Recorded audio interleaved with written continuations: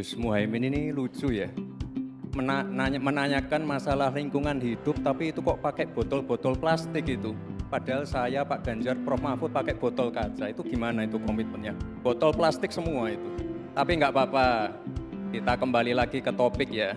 Debat Cawapres 14 Januari lalu menyisakan cerita menarik. Ingat momen Cawapres Gibran menyindir Cawapres Muhaimin yang menggunakan botol plastik? Dengan ekspresi menahan tawa, Gibran bertanya, Gus Muhaimin ini lucu ya, menanyakan masalah lingkungan hidup, tapi itu kok pakai botol-botol plastik. Nah, pernyataan Gibran ini mengingatkan kita semua pada pro kontra tentang penggunaan plastik dalam kehidupan sehari-hari. Sejak tahun 1907, penggunaan plastik dan barang-barang berbahan dasar plastik semakin meningkat, mulai dari bahan pembungkus makanan, kemasan minuman, hingga produk-produk high-tech.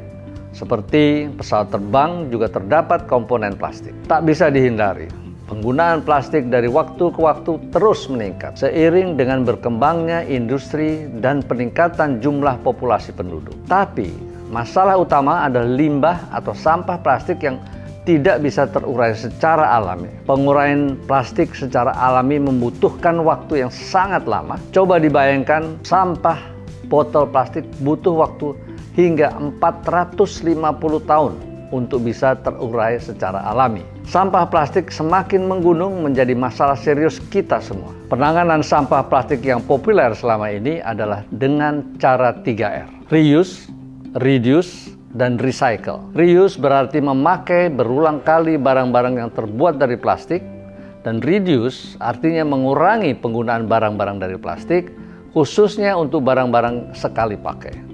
Dan recycle adalah mendaur ulang barang yang terbuat dari plastik. Problemnya, solusi 3R hanya sebatas mengurangi limbah plastik.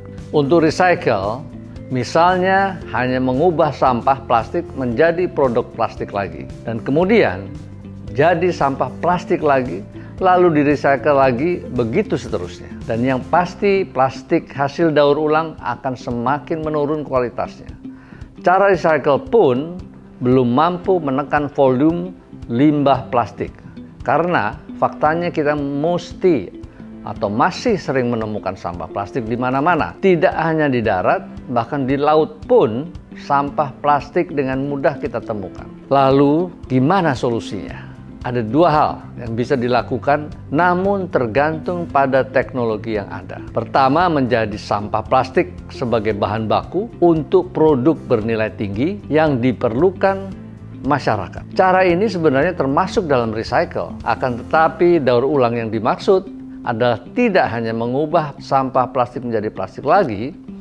Sebagai contoh, pemanfaatan sampah plastik menjadi energi listrik, yaitu melalui pembangkit listrik tenaga sampah. Beberapa tahun terakhir ini, pemerintah sudah mulai membangun pembangkit listrik tenaga sampah di beberapa daerah. Contoh lain, sampah plastik dari hasil penelitian bisa dikonversi menjadi bahan bakar minyak. Kedua, perlu ada terobosan dalam membuat pengganti plastik dari bahan-bahan yang ramah lingkungan dengan harga yang terjangkau. Misalnya, kemasan minuman yang terbuat dari kaca atau beling penggunaannya tidak menjadi pilihan utama bagi industri minuman karena harganya lebih mahal dibanding plastik. Yang pasti, terlepas apapun solusinya, untuk mengatasi persoalan sampah plastik butuh komitmen bersama. Namun, perlu digarisbawahi, komitmen tersebut akan mudah dibangun apabila secara sadar negara membuat aturan bagaimana mengatasi persoalan tersebut, termasuk